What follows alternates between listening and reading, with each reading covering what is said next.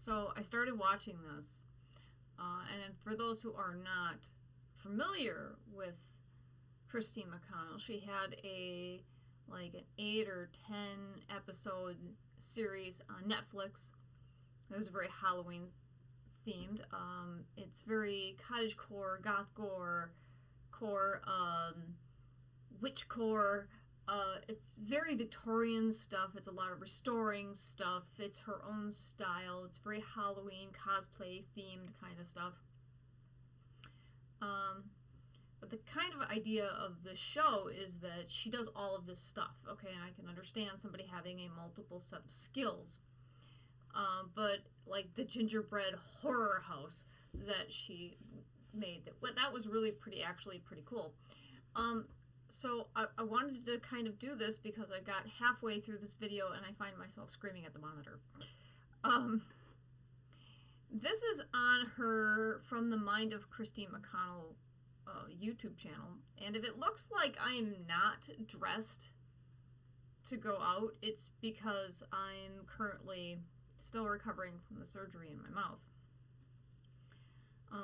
But I'm getting a little stir crazy and I'm having little bouts of energy, and this is one of those little bouts of energy. In this episode of From the Mind of Christine McConnell, she is restoring 100-year-old wallpaper. And I kind of wanted to start this back over. I got halfway through it before I started screaming uncontrollably at the TV. And I think it'd be kind of fun to just do the rest of it as a reaction video because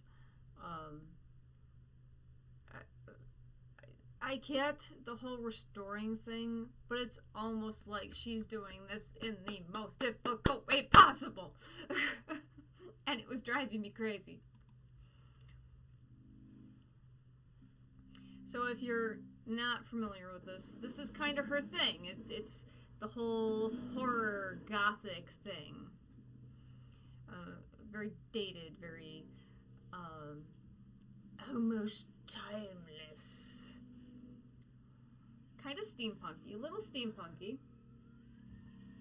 She did one where she restored a Victrola, which I thought was really, really cool. Or maybe, maybe she sent it out. I don't remember. She did a lot of restoring of some stuff. And she bought this 100-year-old, very Victorian house, and you get it in the shot here. With the widow's watch peak, and it's in the woods. And me personally, I would not buy this house because I would say it's probably riddled with hundreds of problems, along with those doors. But you gotta have the creaky doors if you're gonna do like all of the horror kind of Victorian. Can you hear me coming in? And yet she shows up in this dress that is very much from the 50s. Why is it having trouble? This woman also is one of those crazy cat people that just has way too many cats. There's always cats in her shots. See, cat on the table. I have a problem with the cat on the table. So now when I had bought a house, and it was a 100-year-old house, we didn't have historic pictures to go off of, so I didn't have this conflict of interest where it was like, oh well, there is, this better wallpaper or anything. We just got, our interpretation of it. And I have to say that the sun-kissed yellow 80s, line isn't really flattering, so yeah, I'd probably replace it. I'm not entirely sure that the right answer is to restore the 100-year-old paper. And I'm gonna get a little critical of her because she does a lot of restorations.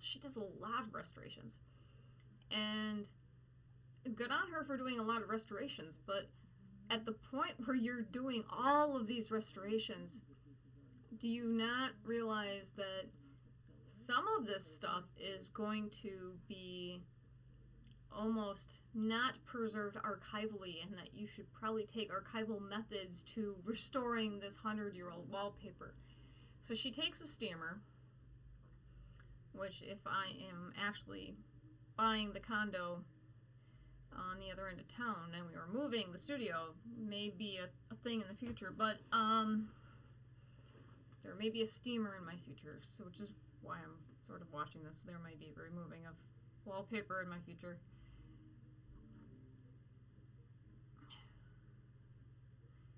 So, okay, not looking forward to this. But clearly in the shot you can see she's taking some of the pigment off.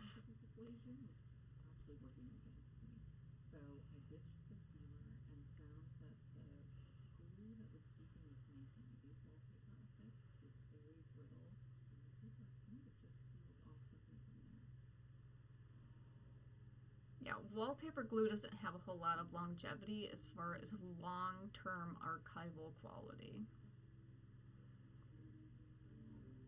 But clearly, when she's doing this, she's taking some of the pigment off of this 100-year-old wallpaper because you can see it on the back of the 80s wallpaper. So you have to actually restore the entire wall, not just the sections you're fixing.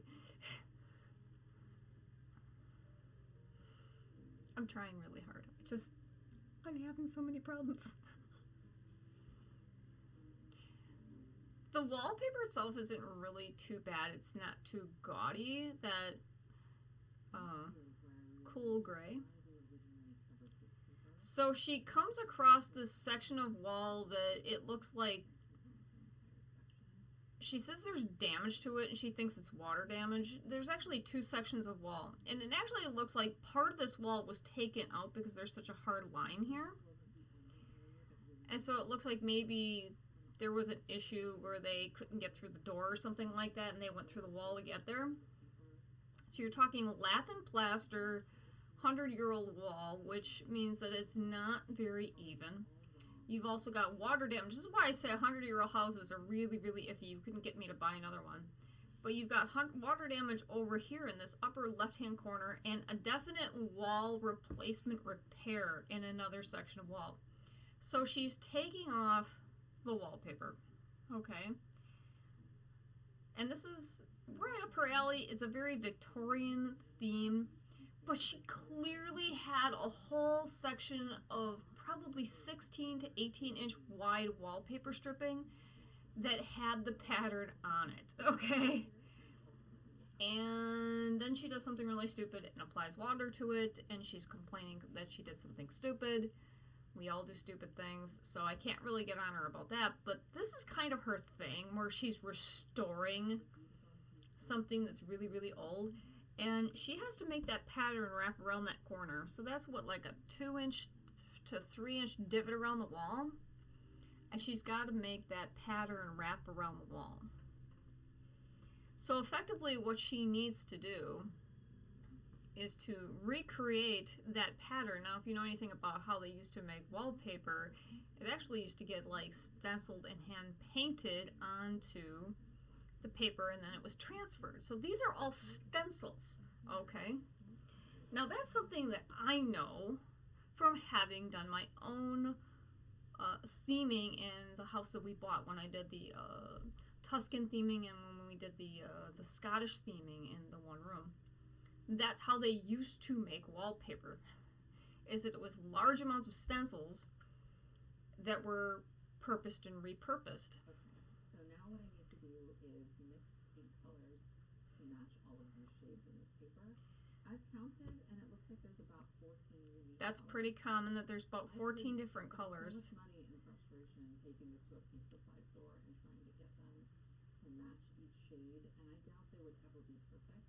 So what I'm doing is I've got a set of primary colors. I'm just going to mix them one at a time, speed up the process with a blow dryer, and just make sure I can match each one flawlessly. Okay, let's talk about the frustration here. Okay, this is my first point of frustration. She's using primary colors in 1 gallon mixes. Okay, first off, she's going to need probably way more than that. She's going to spend hours and hours and days to mix up 14 different colors. Her better bet would be to take and color match with almost like a craft paint the exact colors, make a swatch, and then have the paint store make a quart of it, and then like a half gallon to a gallon of the base gray, and then tweak that to her needs. She's literally making 14 colors in random qualities and ruining her swatches by mixing this by hand. This is the most painful way to do this possible. Okay. It's so painful to watch her do this, and I get the whole watching us, like, you know, having to match it perfectly, but you can literally see where she's gotta have to restore the whole bloody wall. This isn't, she would be better off copying and creating a stencil or 14 stencils for each color, one for each color, because remember, this is how they used to make wallpaper 100 years ago. Creating a 14 different stencil layer and repainting the wallpaper and recreating it, because she would literally have to touch up this entire room. But we're gonna go with the most difficult way possible. I really want to pull my hair out with this. Okay, so she's got all these probably half-quart containers of color. Take those sons of bitches to like Home Depot or Lowe's and stop trying to be the most crafty person on the internet. Take that shit to Lowe's, get it color matched, have it tested, have that shit professionally made. Because you're just being difficult. You're making this seem way more impossible than it has to be. So now in this clip, she's talking about how she needs to recreate the pattern because part of the pattern's been lost. Unlike the part that has no actual wallpaper on it. And the part in the upper corner that has water damage, she peeled it off. Okay, again, she has an established pattern, okay?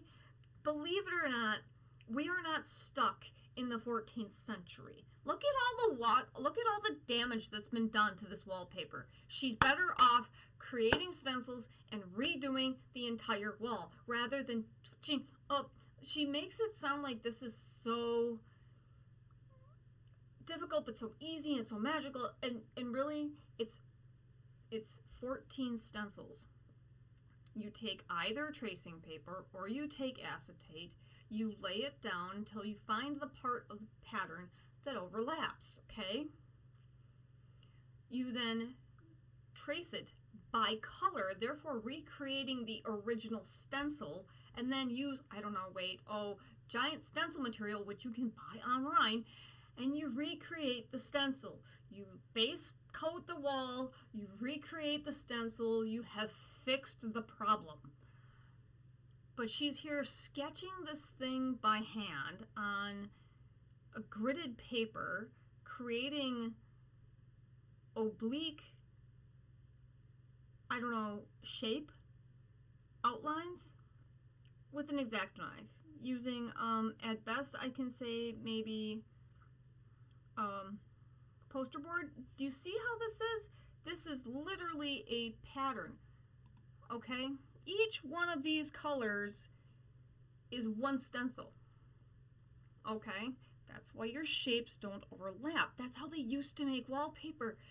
But she's sitting here tracing this stuff and measuring it and drawing it by hand, and you can see all the damage that's on this wallpaper. This is infuriating to watch. I find myself screaming, stop trying to draw this by hand on graph paper. And if you really it's very, very labor intensive and very ineffective to do it this way. It leaves for a lot of room for interpretation, and it makes this look way more difficult than it has to be. If she went at this with like tracing paper and some acetate, it would have been way faster, and she still has the rest of the room to touch up.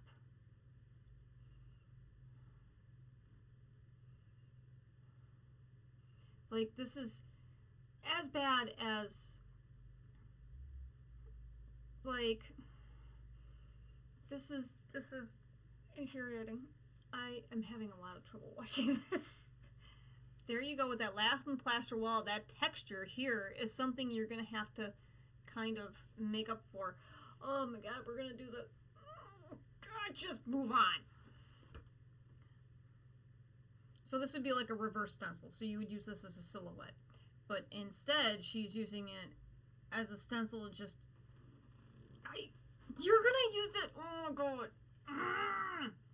Okay. Now she's using power drills. Now we're using power tools. Okay. This is the most infuriating way of doing this I've possibly ever seen. Okay. No, I can't honestly say that I could find a professional that would do it this.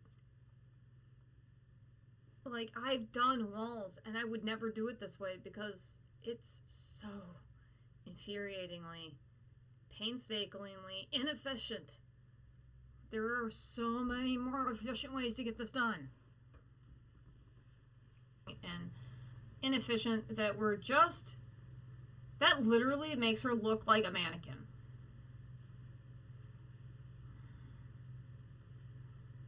But, like, look up here. You've got all of this damage over here, too.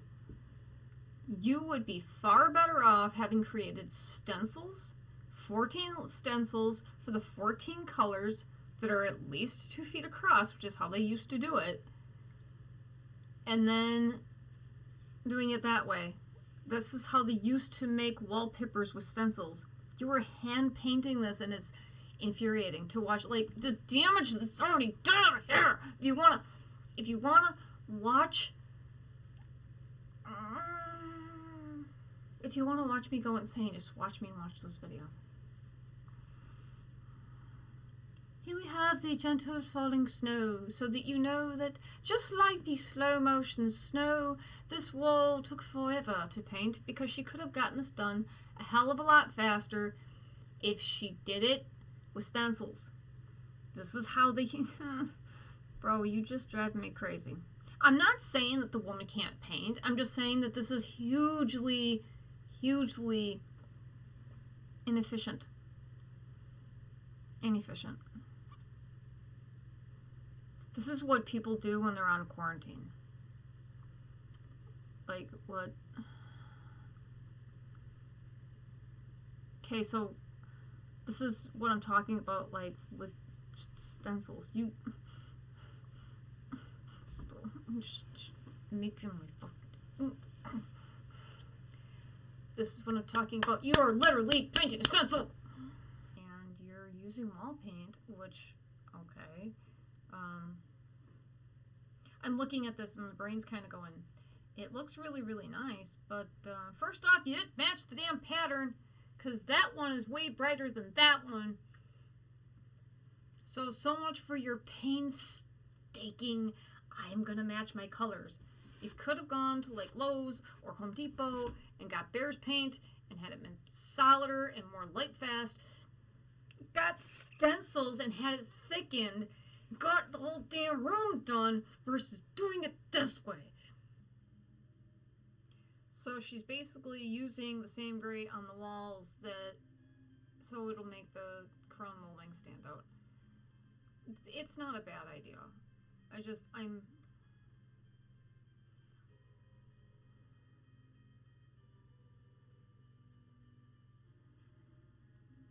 She's incorporating the colors that are in the wallpaper on the crown molding and the ceiling, and that's fine.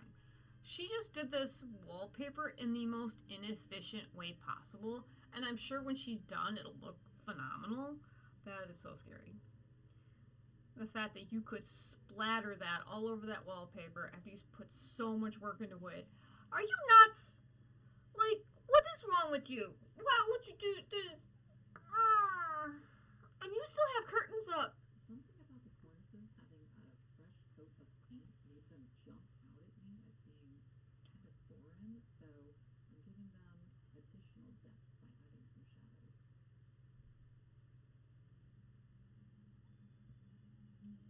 It's called aging them.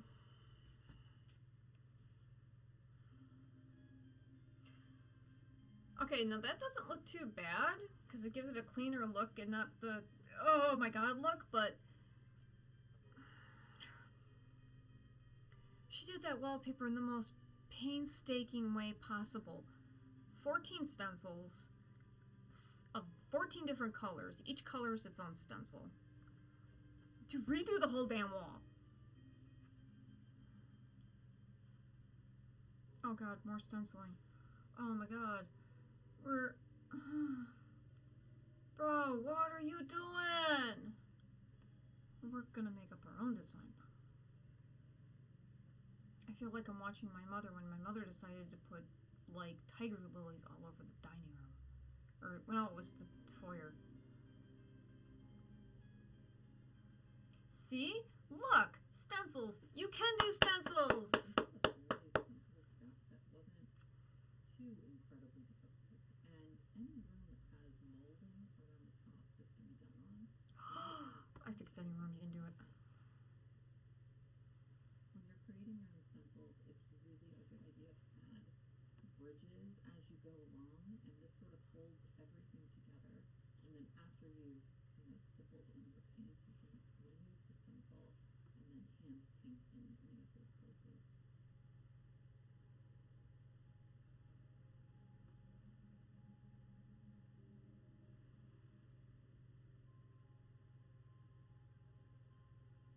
This is what we'd like to call full contact art, okay? Full contact painting, because when you're done doing that, your back hurts. The smaller your back hurts, your shoulders hurt because you're up here like this for hours, okay? If drawing is not your strong suit, I have made copies that can be printed available on Patreon.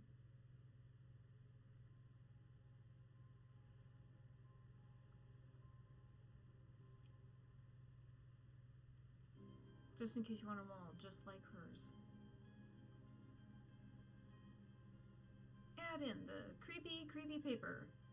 Creepy, creepy, I shouldn't say creepy, creepy paper. Creepy, creepy music, so it's like, that much more gothic! Are you gothicked out yet? Bro, I can't even with this anymore.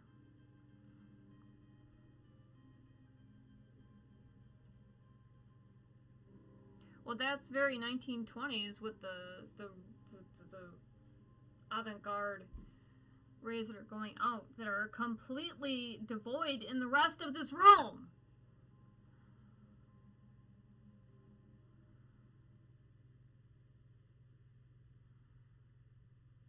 I would say my personal aesthetic is probably closest to that of a dead old lady who lives in a haunted mansion. And while I just what?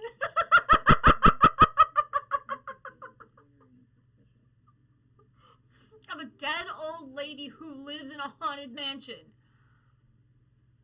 Her aesthetic. A dead old lady. What? See, okay, wait, let's just pause this for this dramatic entryway. Okay, first off, this is, I believe, a very different chandelier, because this was not a chandelier that was in this room.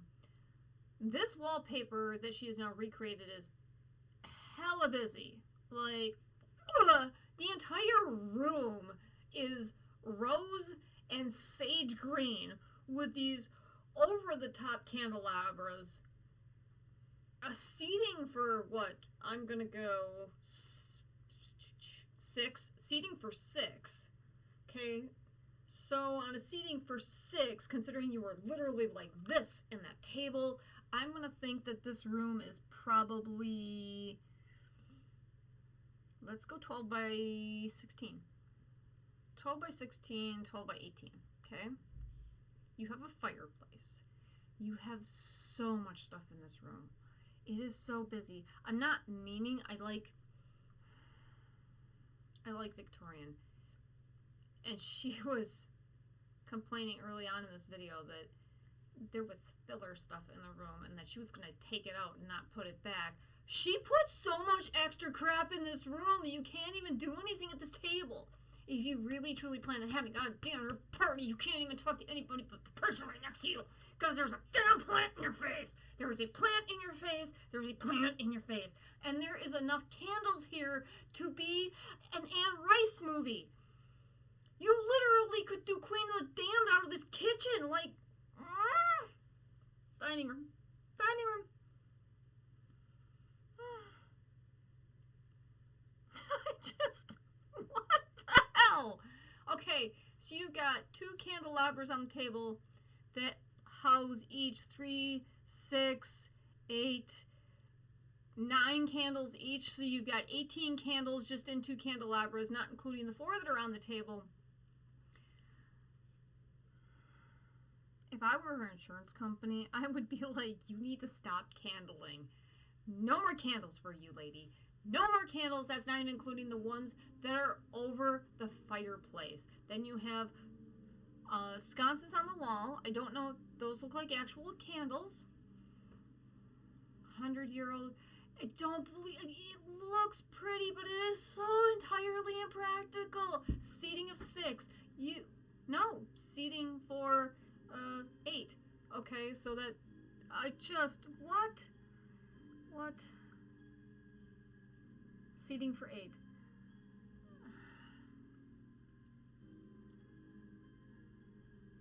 What are you gonna do with this? It's so impractical. It would take you 45 minutes to set the table. I would sit down at this table and be afraid to touch anything. And what's with the little pink elephants? What is with the little pink elephants?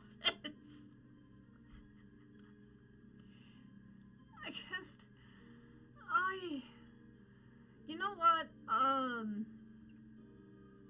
No. I can't. Like,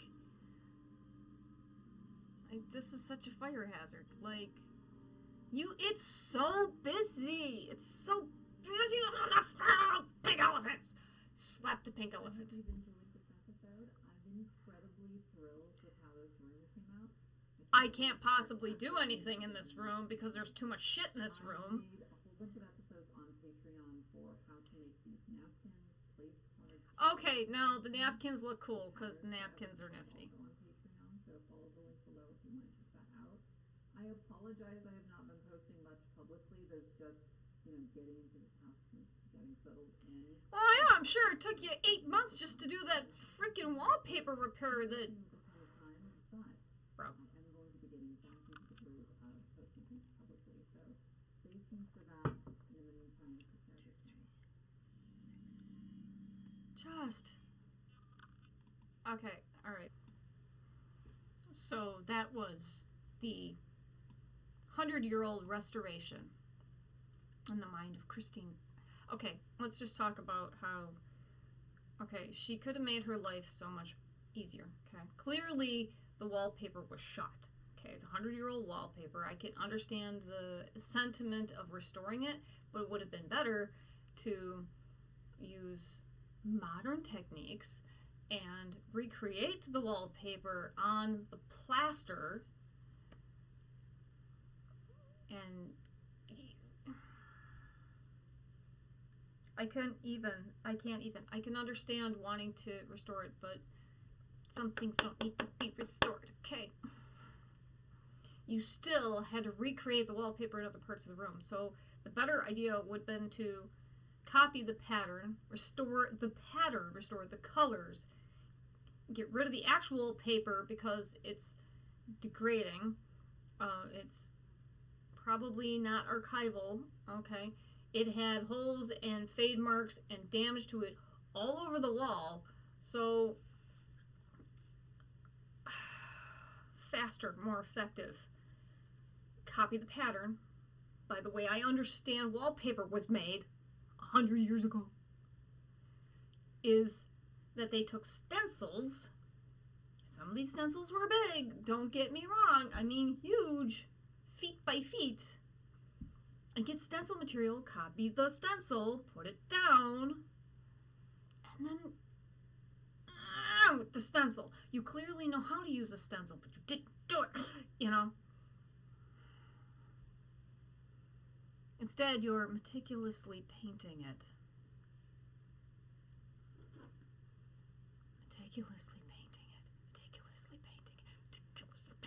It would have been better, it would have been more consistent with less brush strokes to stencil it, which is the way they used to do it, And they've just done it right on the lath and plaster wall.